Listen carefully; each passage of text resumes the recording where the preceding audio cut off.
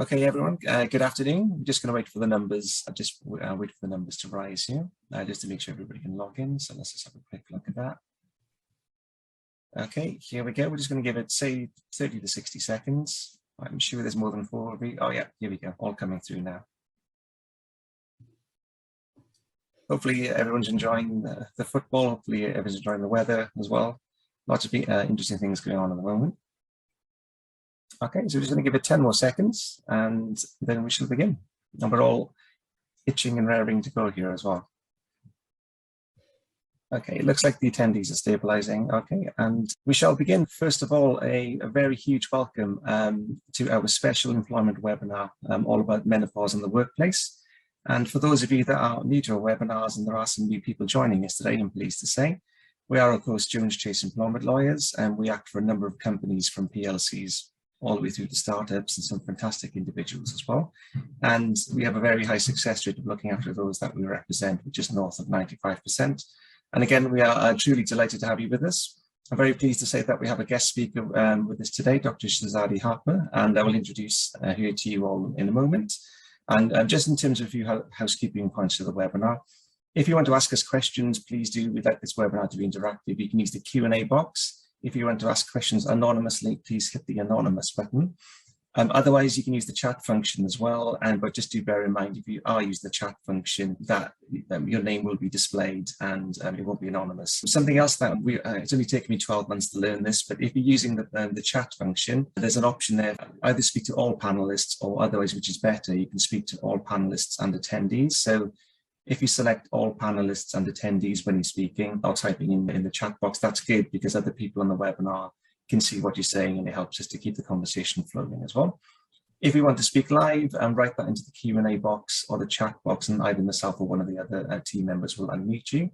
I should add that we are recording the webinar as well and to allow us to distribute the webinar to those that couldn't make it at 4 o'clock today. So please do bear that in mind. If you want to ask questions on an anonymized basis, please use the Q&A box for that. I should emphasize that the points that we're covering today are not formal legal advice, and so much, particularly Harriet's section, so much depends on the facts of the case, and the approach that you take in one case is not the approach that you will take in another. So please do not rely on this webinar for formal legal advice, and instead just drop us a quick line and we're happy to give you a consultation over the phone or by email. As a quick reminder, the information we're covering today is accurate as at 4 o'clock on the 24th of June. Things are changing very quickly, so do drop us a line if you have any further questions. And we do appreciate that everyone's time is precious, so we will be finishing at 5 p.m. today on the dot, if not before. We do like helping people, so if you have any questions or for anyone else or any companies that need some support, definitely drop us a line, and we'd very much to help you or them with any issues that you may have. Also, if you want to reach out to Dr. Harper after her section, do drop me a line in the first instance and we'll be able to connect you with her team, okay? And we really hope that you find everything today useful, and of course, if you do, feel free to recommend our webinars and free bulletins to other people that you know as well. You can ask them to drop me an email at dean.joneschase.com and then we'll add them to our email distribution list. Okay, so moving on quickly with the content of today's webinar. As a firm, we've always wanted to make a difference and to bring something positive to the world, and also to help our clients stay ahead of the game and their competition. And that's never more so than now. So today we're hosting a special webinar focusing on menopause in the workplace. And before I introduce our guest speaker, I just wanted to let you all know that we've got one of the firm's partners, Susanna, who's here to speak to you all today as well. Do you want to say a quick hi, Susanna? Hi, everyone. She's joining me on the panel. In addition, we've got Harriet, one of the firm's senior associates, who's going to be providing with a legal update regarding menopause issues within the workplace, which is, again, as we've said prior to this, often overlooked. So she's got some really interesting case law to run past you all. And Harriet is also responsible for setting up today as well and connecting us with Dr. Harper. So thank you very, very much for that, Harriet. Do you want to say a quick hello? Hello. Okay, wonderful. Last but very much not least, we've got a fantastic guest speaker today. So we're delighted to have with us Dr. Shazadi Harper. And she's a qualified doctor and the founder of the Harper Clinic on Harley Street in the heart of London. You can find their details on the internet, www.theharperclinic, that's HARPER clinic.com. And her clinic is Care Quality Commission registered and is one of the leading menopause and women's wellbeing clinics. It prides itself in pioneering a modern day approach towards menopause by combining a holistic and medical perspective to menopause care. Her clinic specialises in looking after women of all ages, focusing on menopause, polycystic ovary syndrome, premenstrual syndrome, and women's well-being. And this includes addressing psychological well-being, anxiety management, skin and hair changes, beauty and lifestyle, aging, heart and brain health, and a whole host of other factors. And Dr. Harper is often in the media, and not including this global webinar that we're doing today. She's often in the media raising awareness on women's health issues, and is featured in Cosmopolitan magazine, This Morning TV, Good Housekeeping, and Red magazine, to name but a few, as well as podcasts with leading skincare and wellbeing expert Liz O, and Style magazine editor Lorraine Candy. All in all, she takes a holistic approach to women's well-being in the menopause and believes that age should not define women. That's all from me at the moment, and without further ado, I'd like to hand over to Dr. Shazali Harper.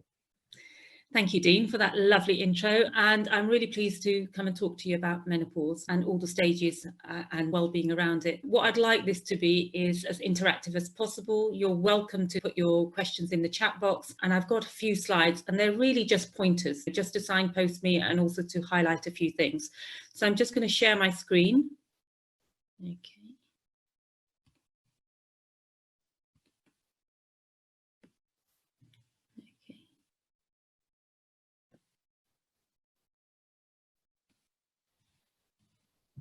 Okay. Yeah, that's all good from our perspective.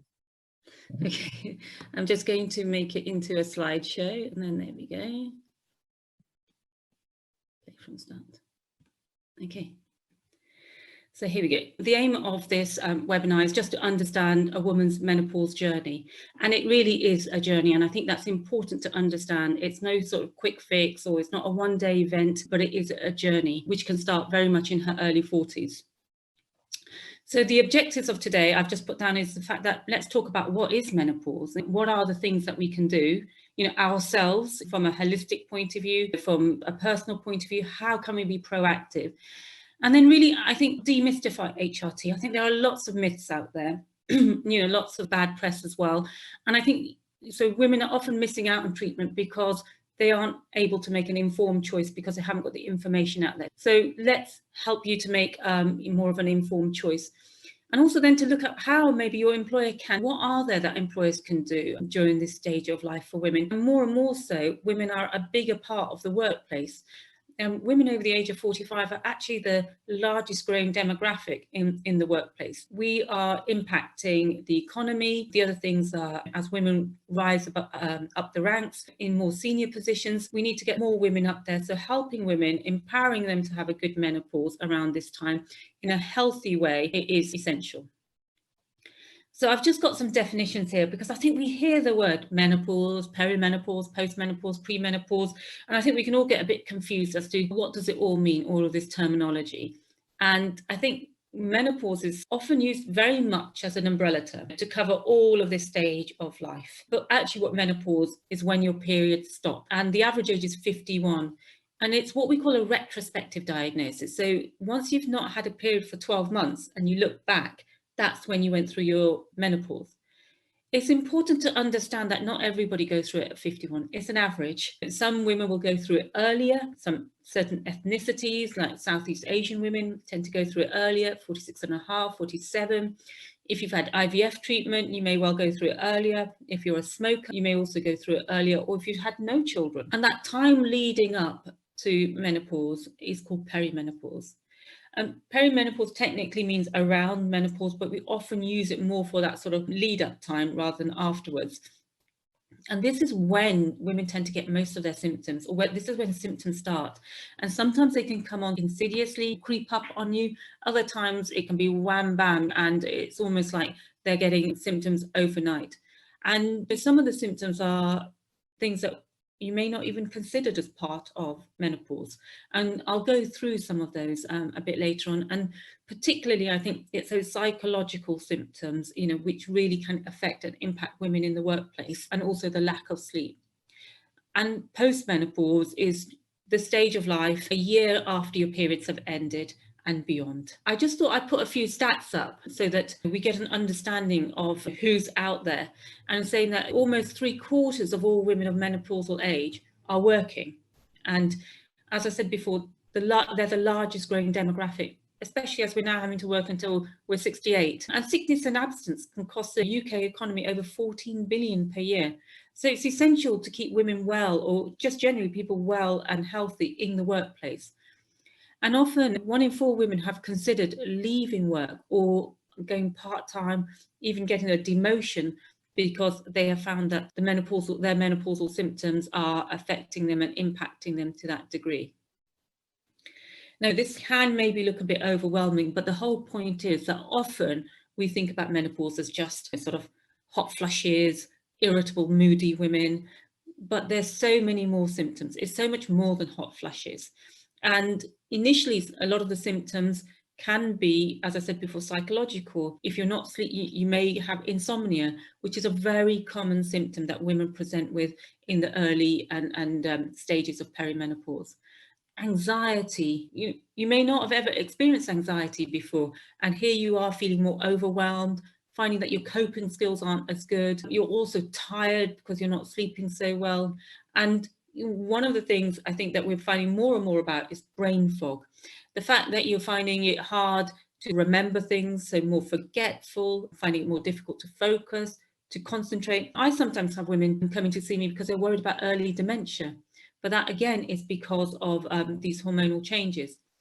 Also, the loss of self-esteem and confidence, because if in the workplace you are losing your train of thought midway through, or so you're giving a presentation and you forget what you were going to say, or you have a hot flush, then it can be really embarrassing and awkward. And I think I've highlighted one that maybe a lot of people might not have thought about is bladder irritability, that need to go to the toilet and pee more often. So if you're sitting in a meeting, you can be sitting there really cross-legged and thinking, oh my goodness, I need to go, I need to go, I need to go. There's a sense of urgency. So women suffer with urge incontinence alongside stress incontinence, which is coughing, sneezing, leaking. And there's a few more there that I've put down: vaginal dryness, also cardiovascular disease risk increases, dry eyes, and especially if you're in an air-conditioned sort of office, it can exacerbate those symptoms, and weight gain.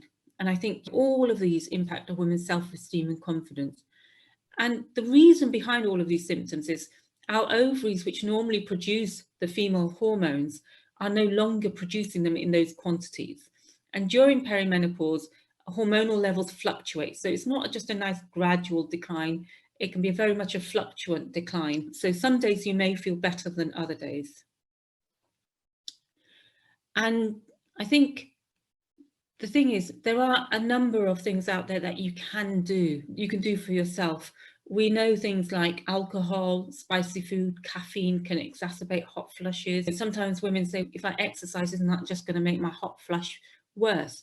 Actually, anxiety does make hot flushes worse. So anything that sort of helps to control and manage anxiety will help reduce hot flushes. So this is a really great time, I think, in a woman's life, if you haven't already done so, to really reevaluate and to think about your health for the future, for this sort of second stage, if you like, of your life.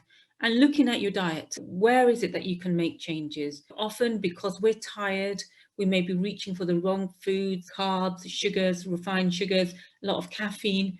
And so we may not be eating as healthy a diet as we should do. We may not be moving and exercising like we should do. And studies have shown that women in their 40s have a more sedentary lifestyle than men do. Also, the rates of obesity are highest in women around the 45 to 54-year-old age group. In UK, 2/3 of the population is either overweight or obese, and the biggest percentage of obesity is in women of 45 to 54. These are things that maybe that you can try and tackle on your own.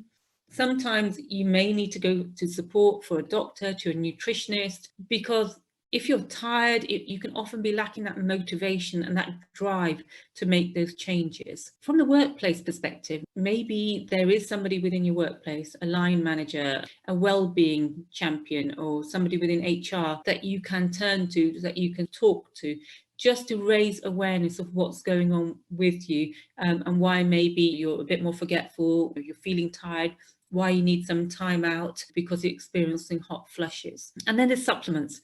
There's so many supplements out there that I think it can sometimes be overwhelming. What do you do? What do you not do? What can you take? I often talk about the fact that food is our first line of nutrition, and so we only need to supplement if we're not getting enough through our food. However, I think as women do have quite busy lifestyles, you're having heavy periods, it may well be that you might be iron deficient, anemia. Vitamin D deficiency is really common, although we're raising awareness about it. And these conditions like iron deficiency anemia, vitamin D deficiency, vitamin B12 deficiency can all mimic and exacerbate the symptoms at this stage of life. So it's important to rectify those nutritional sort of deficiencies that you might be having, particularly if you are maybe on a more vegan diet or vegetarian diet. You're probably not going to be getting enough B12 or iron within your diet. So I think supplementation can be a really useful tool at this point in time. And there are some supplements which are called phytoestrogens, which are plant-based, and they mimic the action of estrogen hormone in our body, so it can help to alleviate some of those symptoms that we're experiencing. There are other supplements such as sage, which can help with hot flushes. A lot of women take maybe some ashwagandha, maca to help with concentration and also with libido. So there are a number of supplements out there, and sometimes I get asked which supplement. There's no one supplement because we are all different, and your dominant symptoms may be different from somebody else's. So it's about tailoring the supplements to your needs or finding the ones that suit you. But there are a variety out there which can be beneficial. And then I think I've put medication and HRT. I wouldn't put it as a last resort, but in general, I don't think that women should be putting up with these symptoms, powering through or suffering and thinking as a last resort that they should go to HRT or to some medical help. In fact, I think as we go along, as I talk about it, you can see that there are lots of benefits to be had. It's just about understanding your needs and how it can work in your life. So I've put this down in a way to just say how maybe workplaces can make a difference, because more and more women are in the workplace. We are trying to work more towards gender equalities in senior management roles and having a more inclusive and diverse workplace. I think it's more about just acknowledging, doing something like this is acknowledging the fact that menopause is a natural stage of life. All women go through it. It doesn't matter if you've had children or no children, you're going to go through it at some point. Yes, for most women, it's going to be in their sort of from their mid to late 40s onwards. But 1% of women do go through under the age of 40 and 5% under the age of 45. So there is a sort of a breadth of age that women may go through it. And I think just acknowledging that it can be a stressful and a difficult time. Women are often juggling a number of things at this point. Children, more women are having children later in life, so you may still have school-age children. You may have children who are going off to university, so there's the element of empty nest syndrome. Also elderly parents. If you're a carer, I'm a carer for my mum. I go and look after her every other week. And that is really, it's demanding. It can be draining, it can be depleting, it can affect your mood. And alongside that, relationships. Highest rates of divorce in women are between the 40 and 50-year-old age group. Could it be that hormones are also playing a part to play in this? So I think there are a number of sort of life, home, work factors going on which are non-hormonal, which are contributing towards it. I sometimes think about it like a Victoria sponge cake, in the sense that you have one layer, which is your hormones, another layer, which is environment, which we can't really do much about, for example, the pandemic and COVID. And then you have work, and then you have life, relationships, and children. So I think as women, often we put ourselves bottom of the pile, and it's important to acknowledge there are multiple layers here. And sometimes just trying to balance one can then support the others. And that's what I hope to achieve with many of my patients, is at least if we can balance a hormonal layer, it'll help them to cope better and manage the other layer. The workplace is by acknowledging this, in that this is a difficult stage of life, and also having information to hand, not just for women, but for men as well, and also for younger women, because I think we need to disseminate this information. Many women who enter this stage don't know what's going on, or it can be a curveball. younger women often don't know. If I think about myself, even as a younger GP and seeing all these women come into my office, sometimes I'd be thinking, what's going on? What's going on here? But I thought, as I'm approaching that time of life myself, I've got 5 younger sisters, I wanted to get myself informed and also to help other women as well. Workplaces can maybe help by having information to hand. Also, there may be that they can have informal conversations and facilitate discussion. There is no one size fits all, and each workplace has to tailor it to their employee and business. Also to acknowledge, not everybody wants to talk about it. Not every woman wants to have it etched on their forehead that she is perimenopausal or menopausal. Acknowledge that we're all different and we all have our own way of managing it.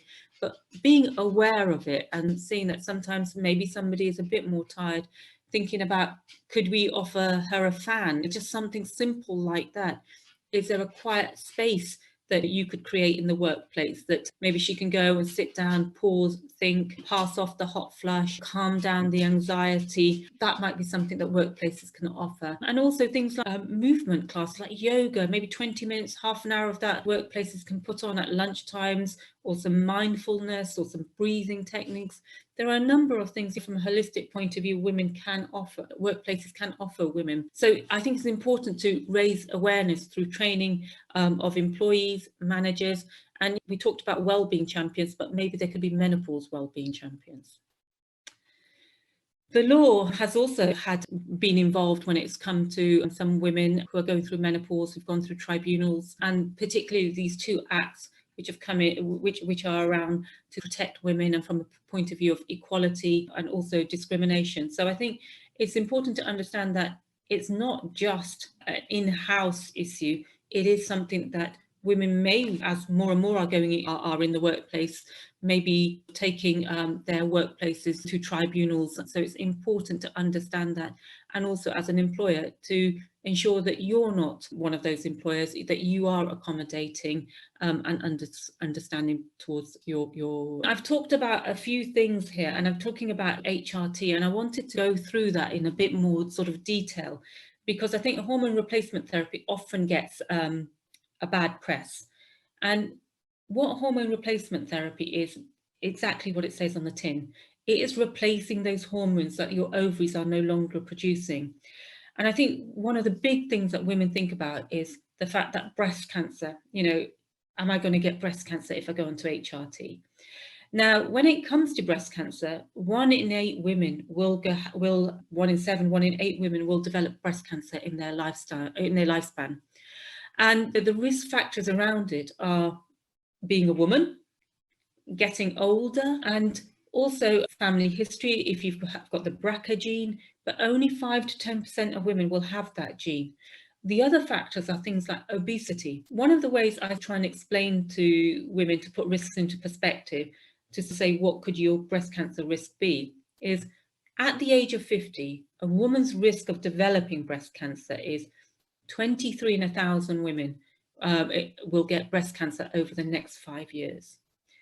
If you are a woman on HRT, then it becomes 23 plus 4, so 4 extra cases. And when I talk about HRT there, I'm lumping every single HRT together, and yet there are some which are more safer than others. If you're a woman who drinks a large glass of wine every night, which is approximately 2 units, your risk is actually 23 plus 5, so more than HRT.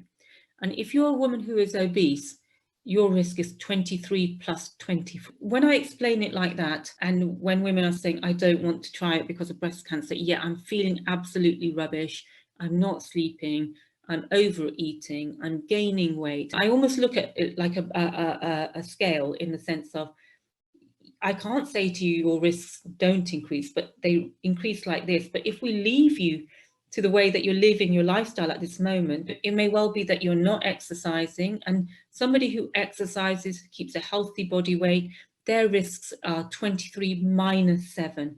So we know we can reduce risk by modifying lifestyle factors. So it's important to put it into perspective there.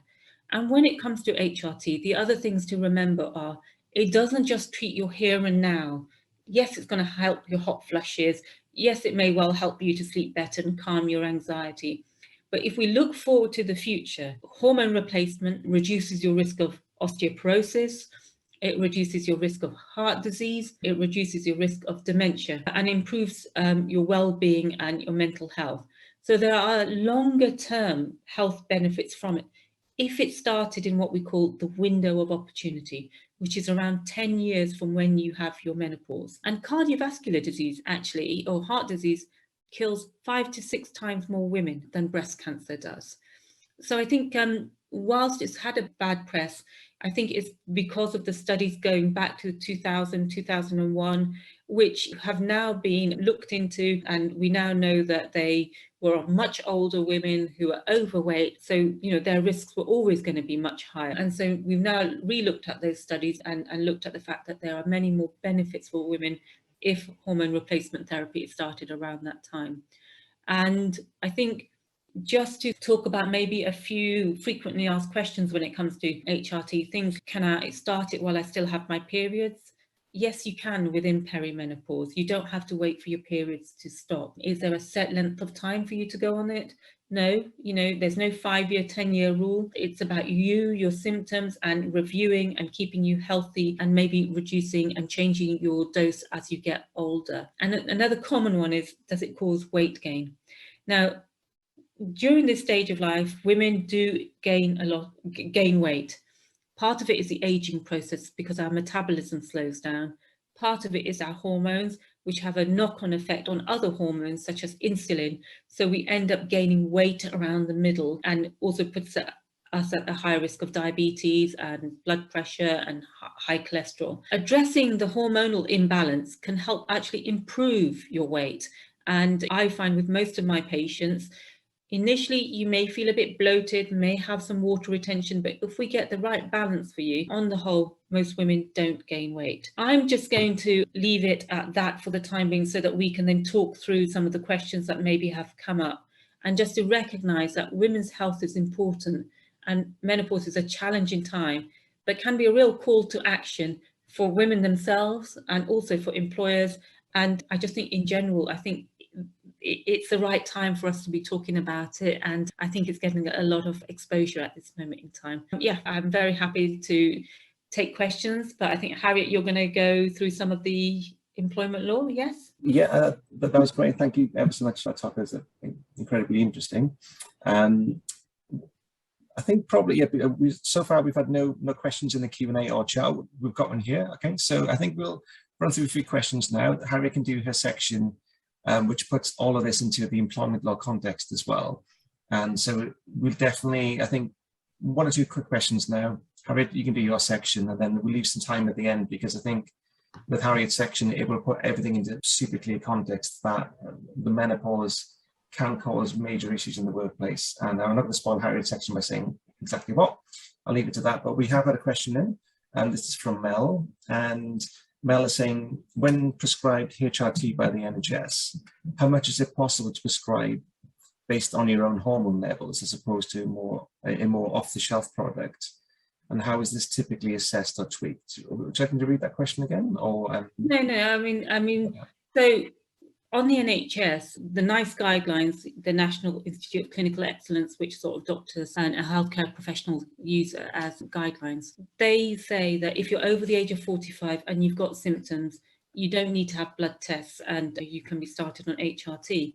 I think the thing to understand is, you know, it's not about the numbers on a blood test, it's about symptoms, you as an individual, and sometimes women do need blood tests, particularly if you're under the age of 45, or if you've got something like a Mirena coil fitted or a progesterone contraception, which means that your periods are no longer regular, or you may not even have any periods. It's about tailoring it to your symptoms. And I think there is no one size fits all, and there's no one dose or strength or number which fits all women. So I often say that even if 2 of you have got exactly the same medication, one of you, your blood results might show a level of 200 of estrogen, another one might show 400. Each one of us needs a different level to run at and to feel at our best.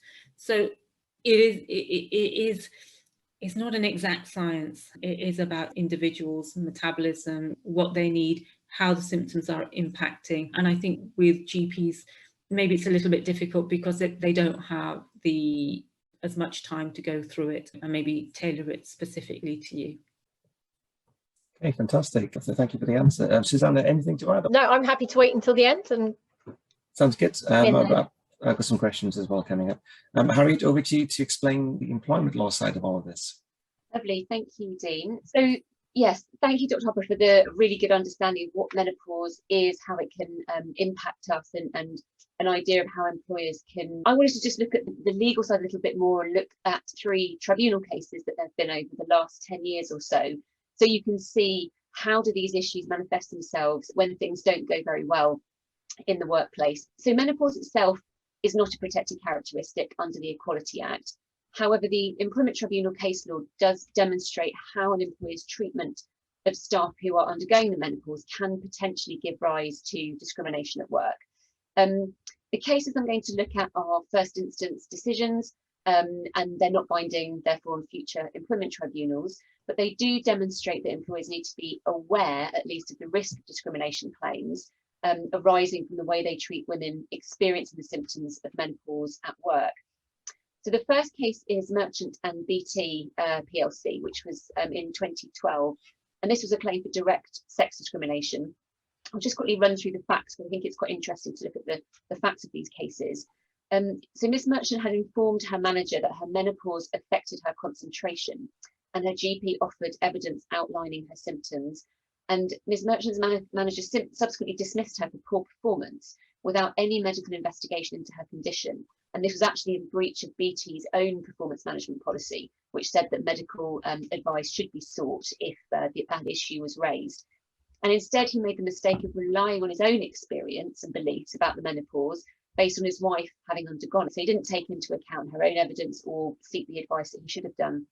And the tribunal upheld her claim for direct sex discrimination on the basis that BT would not have treated a male in comparable circumstances suffering with failed concentration in the same way. So this is a really good example of how menopausal symptoms can lead to sex discrimination claims. The next case is Davies in Scottish Courts and Tribunal Service in 2018.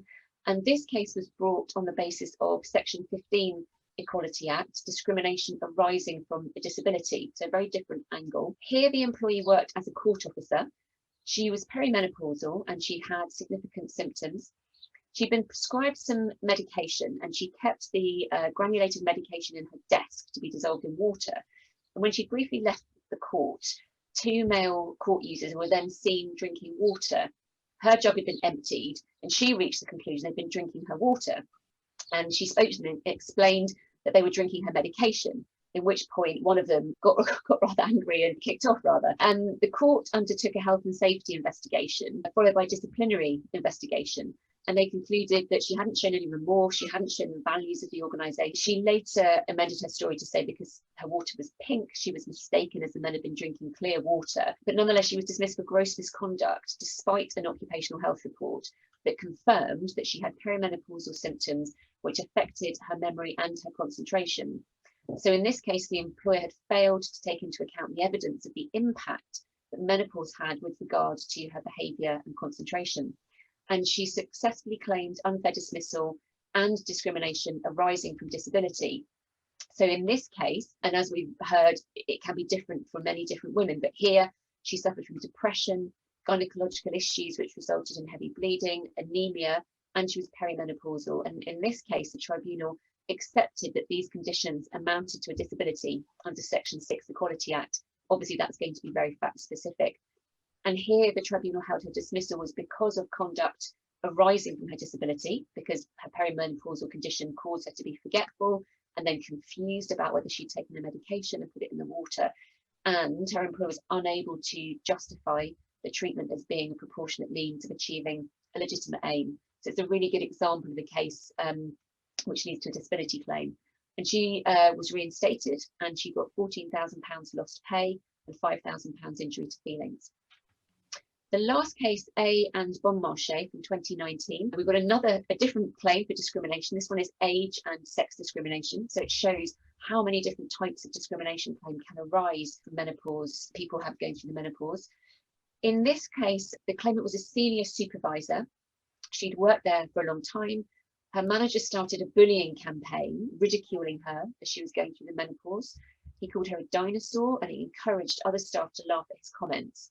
And during a restructure, her post wasn't affected, but other people were encouraged to apply for her role. She was off sick a lot, but she did manage to return to her role, working shorter hours. But the claimant's manager then put her on a full shift for the following week.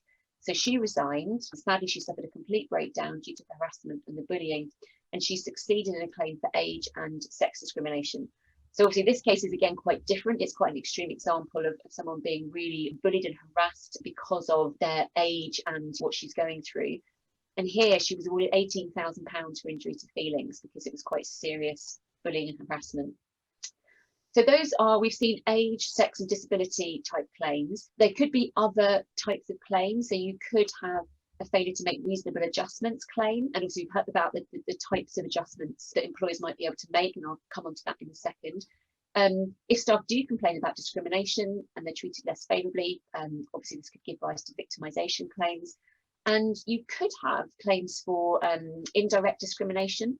For example, if a particular employer had a policy such as a uniform policy, and that unfairly disadvantages those with who's suffering symptoms of the menopause, that potentially could give rise to an indirect discrimination claim. So that's some claims, some tribunal claims, so you can see how this can arise in practice. What can you do as an employer, just to build on what Dr. Harper has said? There's an ACAS guide that was published in October 2019 called Menopause at Work. Interestingly, when I looked it up, it's been archived at the beginning of January.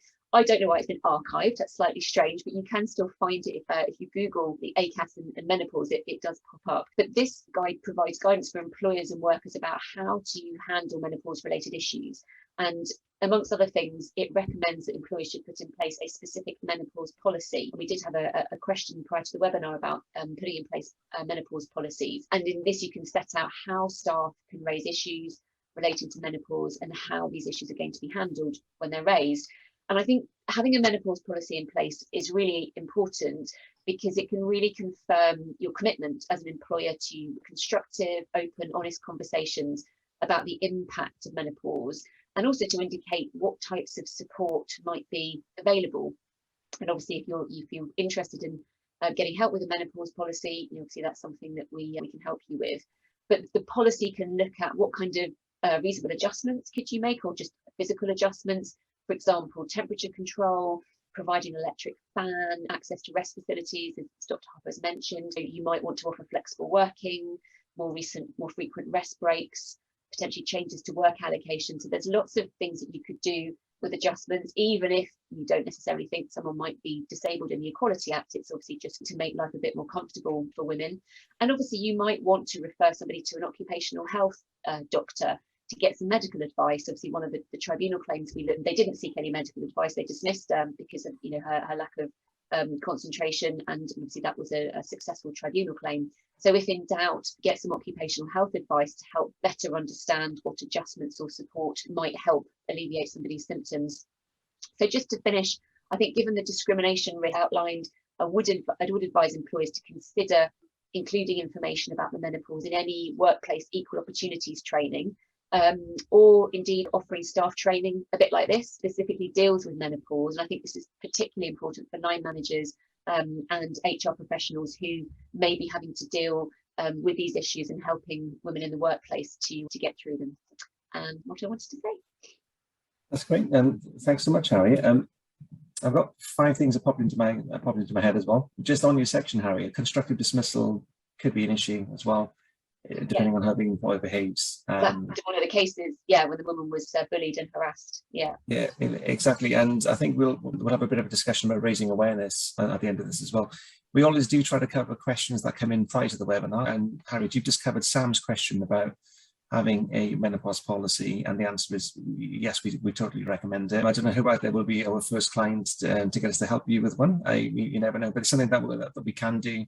Superbly useful thing to have, because as Dr. Harper said, the cost of absence is in the billions, and so employers, you can have, and we'll come on to this later, but some fantastic performers through, no fault of their own, and their performance suffers, and all of a sudden there's a whole heap of trouble waiting for them. Just having this policy in place can fantastically help to manage the workplace dynamic and the employer-employee relationship, rather than that person going on sick leave and ends up leaving because they're thought to be not good anymore. And quite often the employer will have absolutely no idea why their performance just dropped or changed. This is all about raising awareness when we're doing this webinar. Moving on to this question, which has come in, it's quite a long one, so I'm just going to basically screen share. Okay, you guys can see this. I'll read it out for the benefit of the recording as well. Let's close a few windows. Okay, so the question is, as there's so many different physical and mental challenges affiliated with the menopause, and over a variety of ages and timescales, and the impact varies for each individual, how can an employer have a policy in place to fit all? And how much responsibility, if any, should the employee have in informing their employer of their personal circumstance and how all these different elements are actually affecting them? Dr. Harper, Harriet, Susanna, any thoughts on that first part of the question? I think it's a really good question, because absolutely there are multiple physical symptoms, mental symptoms, and how can an employer accommodate that in the sense of, when women are at the other side of reproductive life and maternity, we know there's a set time. It's much easier to create a policy around that. I think some of the things that Harriet said about raising awareness, and I think if in the workplace awareness is raised, women are not having to hide their symptoms. They can feel a bit more open about talking about it. Also, simple adjustments like having a fan, also having more frequent rest breaks. If it's a uniform, to have it a more breathable uniform. These are simple things that employers can do to keep employees within the workplace and prevent sickness and absence. And I think having a policy also in place means that then women are not having to ring up if they're not feeling well to say, oh, I've got a tummy ache, when actually it's because their periods are really heavy or they've got a migraine, so that they can feel that they're not having to hide their menopause. Because if we hide it, then there's more sort of chances of this ridicule culture and women being mocked or joked for being in menopause. So I think, yes, it is hard to have a one-size-fits-all menopause policy. And I think it's all about flexibility. And in fact, just having something in place, which is a policy, I think means for women and for men, it helps them to understand where they stand. And the other part of the question was, what responsibility does the employee have? Look, not every employee is going to have symptoms. Not every employee is going to have symptoms which impact. I don't think that it should be anything that women should be made to come and tell their employer about.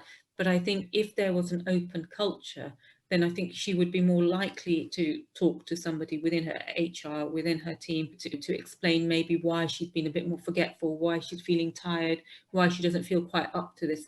So I think it's about openness and awareness. And it says, what is the best practice medically to elicit that information as an employer from the employee? I think, again, it's about choice. I don't think that employer can enforce anything on the employee. And I think maybe something like occupational health, or one of the things I think is, a lot of employers have PMIs, private medical insurance, that they offer to their staff members. And I think if as part of that, they could have a sort of a woman could go and see a menopause doctor or go and see somebody about her menopause, then I think that would be an amazing thing that employers could introduce and have. Yeah, I think there's a great opportunity here really for this to be exposed. Lots of companies who have really looked at their well-being requirements, particularly because of the pandemic and with staff working from home. And it seems to me that this is it's another topic that can be added without just, I think there are women who are embarrassed about talking about it honestly in the workplace and with their colleagues, because some people just don't want to discuss their own personal private. And I think there is a lack of education about the topic, as you've identified today, by just talking about things that some things I've not even thought about, to be honest with you. So it seems to me that in the whole that the opportunity now exists for a lot of companies who are addressing well-being and putting together well-being policies, that this is something that they can add in without perhaps just maybe, because I think it's also about engagement and how do you get all of your staff. I can see that women are naturally engaged in this topic because it's affecting them, and it's more difficult to perhaps engage male work colleagues in the topic. So I think it's about how, if you can perhaps focus it on the menopause but include it as part of general well-being for all staff, and it's a topic that is discussed, I think that there's an impact for culture and change through that. I've just got a quick correction because I've had multiple messages that have been pinged at me. I did say earlier who would be the first client to have a menopause policy. We have actually done menopause policies, and there's 13 lawyers in the firm. We can't keep on top of everything. I can't name any names, but we've got a couple of clients who are very much ahead of the curve, and a couple of lawyers that are very much ahead of the curve. So far, in fact, I wasn't actually aware that we did that, so I do apologise. But so we have done menopause policies already. And we've got more to go as well. Just on the point of awareness, I think, speaking from a male perspective as well, there's a fantastic lack of understanding, lack of information out there. Having the menopause policy, just bringing it to the table for discussion, just to educate people about it as well, fantastically helpful, because we could use a case example, one I was just thinking about earlier. So we do act for a number of highly successful female senior executives. They're juggling everything. They've got, sometimes a family life or just a very busy private life, incredibly driven with their career, and all of a sudden, they make it to a certain age, and the menopause kicks in, and things start going off the rails for them. It becomes very difficult. They can't perform to the same level that they used to, and then without having a menopause policy in place, for example, or managers just to understand what may be going on. It could be a gender thing, it could be an age thing.